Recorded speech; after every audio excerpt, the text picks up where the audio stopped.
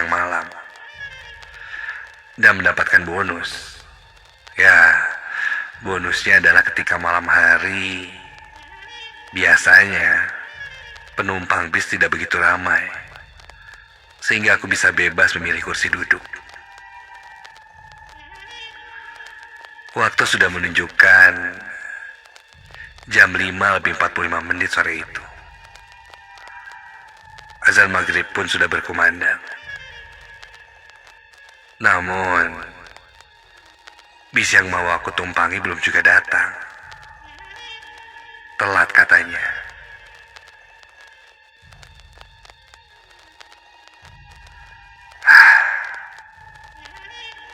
Setelah lama menunggu,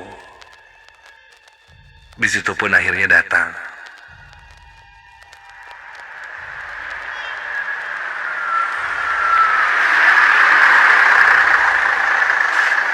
Dan ketika aku naik,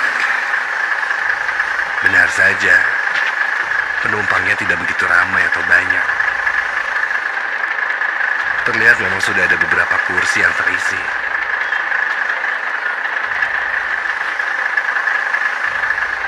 Ya kira-kira mungkin 20 orang. Dan nampak ramai, ada yang mengobrol, ada yang memainkan handphonenya, membuat suasana malam itu tidak begitu sepi. Agar cepat berangkat, aku pun mengambil tempat duduk di bagian paling depan di dekat kondektur bis. Hingga tak lama, bis pun berangkat jam 8 malam.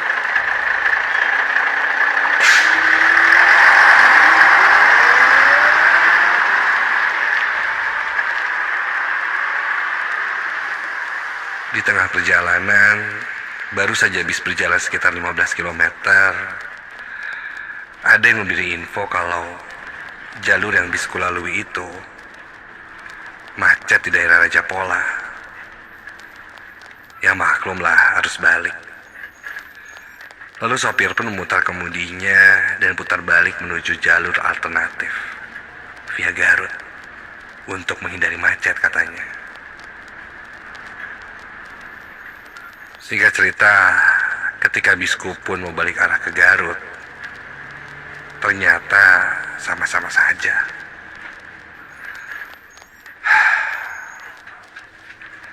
Di jalur itu pun macet. Ya mungkin semua orang berpikiran sama. Hingga setelah bosan sejak tadi dengan pemandangan macet, membuatku ingin beralih pindah duduk ke belakang. Niatnya untuk selonjoran di kursi belakang, karena ketika aku lihat, kursinya kosong. Aku pindah ke belakang, di mana kiri kananku tidak ada siapa-siapa.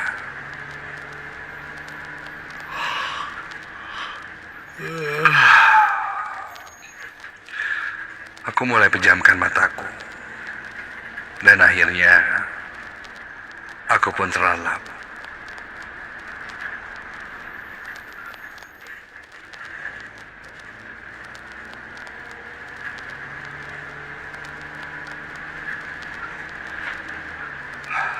Sampai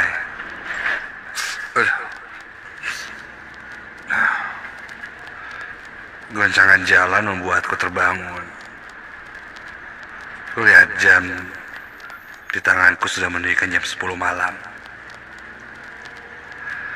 Aku bangkit dan coba melihat di sekitarku. Entah di mana pastinya. Yang jelas, di sekitarku itu hanya hutan dan jalanan memang sudah tidak macet. Lebih cenderung sepi malah. Kulihat ke depan. Para penumpang saat itu juga sepertinya sudah tertidur. Karena semuanya hening. Hanya deru mesin mobil saja yang kudengar. Aku pun menutup kembali mataku. Karena memang terasa masih mengantuk.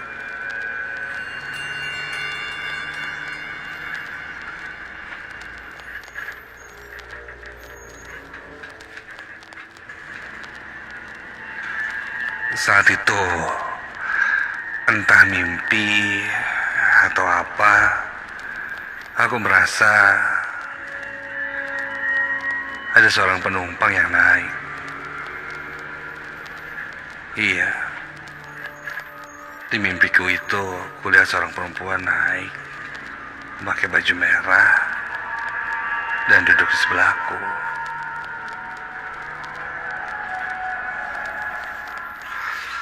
Seketika itu pun aku terbangun. Dan aku sedikit kaget ketika memang di sebelahku sudah ada seorang perempuan yang duduk tepat di sebelah kiriku. Dia menggunakan baju merah dan celana jeans biru. Sepertinya memang yang kulihat itu bukan mimpi.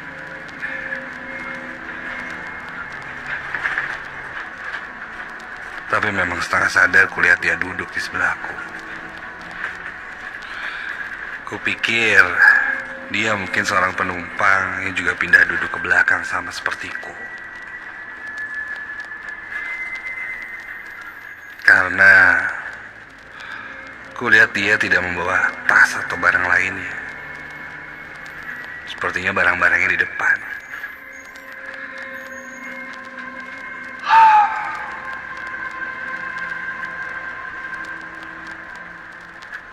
Perempuan itu terlihat melihat terus ke arah jendela luar.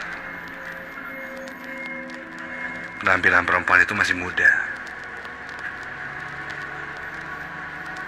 Sepertinya ya seumuran denganku.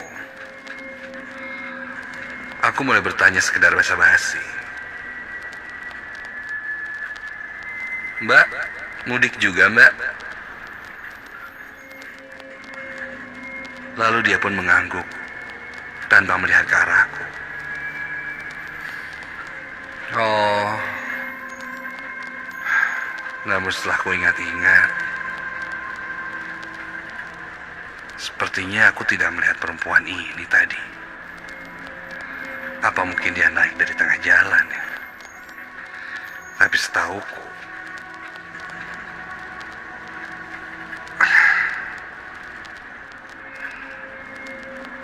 jalur ini tidak memperbolehkan ada penumpang yang naik di jalan. Penasaran, aku tanya lagi perempuan itu. Mbak naik dari mana? Mbak? Namun kali ini dia tidak merespon pertanyaanku. Mungkin aku membuatnya risih. Sudahlah. Aku pun lanjut tertidur.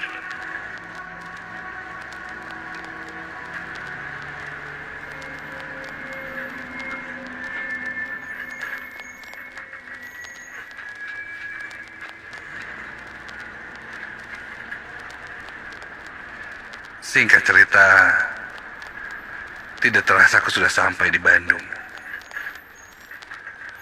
Ketika aku bangun, perempuan itu masih duduk di sebelahku dan masih menatap ke arah jendela.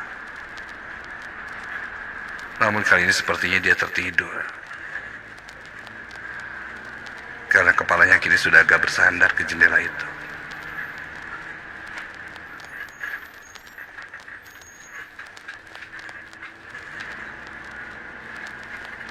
Sebelum sampai terminal, aku pun minta turun duluan, karena lebih dekat dengan rumah kontrakanku jika berhenti di sana. Aku berdiri, berjalan di lorong bis itu, dan meminta turun pada kondektur bis. Pak, saya turun di sini ya. Tak lama bis pun berhenti. Dan pintu terbuka. Sebelum turun, aku coba tengok lagi perempuan itu. Terlihat masih duduk di sana. Namun yang janggal, penumpang yang sebelumnya kulihat ada sekitar 20 orang, kini terlihat lebih sedikit. Bisa kuhitung dengan jari. Mungkin hanya 5 atau 6 orang, termasuk dengan perempuan berbaju merah itu. Aku coba berpikiran positif. Mungkin beberapa ada yang turun di jalan juga seperti itu. Sudahlah. Segeralah aku turun. Jalanan tempatku turun itu cukup gelap dan sepi. Karena aku lihat memang sudah hampir menjelang subuh. Setelah aku turun, bis pun pergi.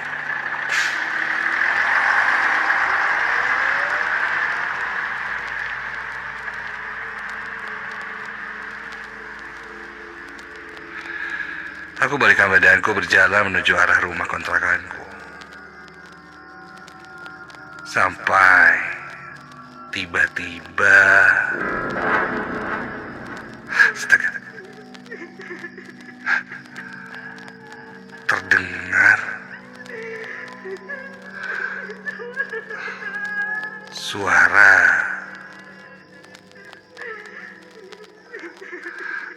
isak tangis seorang perempuan.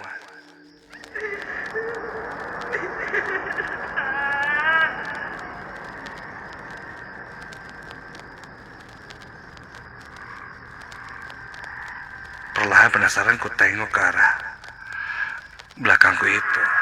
Dan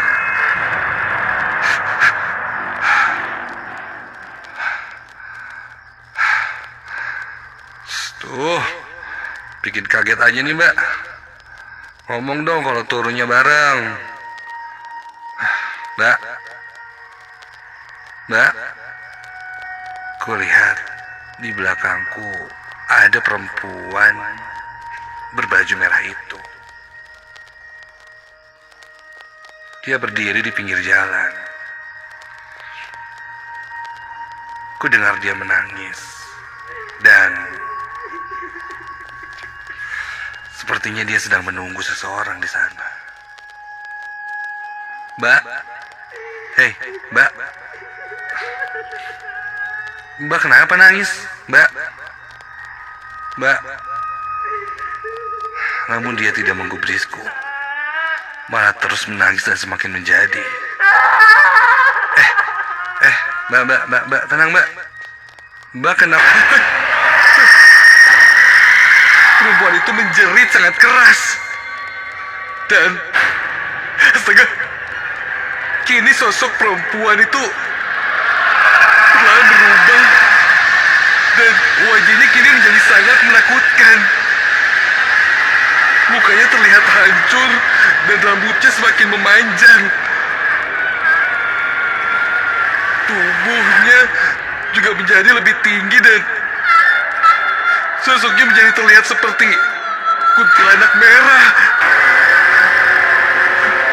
Jujur aku hanya bisa terdiam dan terkesima melihat sosok itu. Ingin sekali aku berlari tapi aku tidak bisa. Hingga kulihat sosok itu kini kukunya semakin memanjang dan dia mendekat ke arahku. Bau amis semerbak menyeruak. Dan sosok perempuan itu memelukku. Kuku-kuku panjangnya kini terasa di tubuhku. Sambil terus menangis, sosok itu mendekapku semakin kencang hingga aku kesulitan bernafas. Hingga lama-kelamaan suara tangisan itu berubah menjadi tertawa yang sangat menakutkan.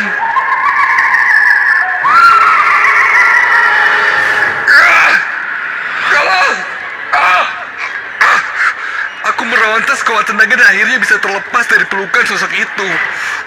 Secepat mungkin aku berlari langsung ke kontrakanku. Tak kulihat lagi ke belakang. Yang jelas, aku tidak mau lagi melihat sosok yang menyeramkan itu.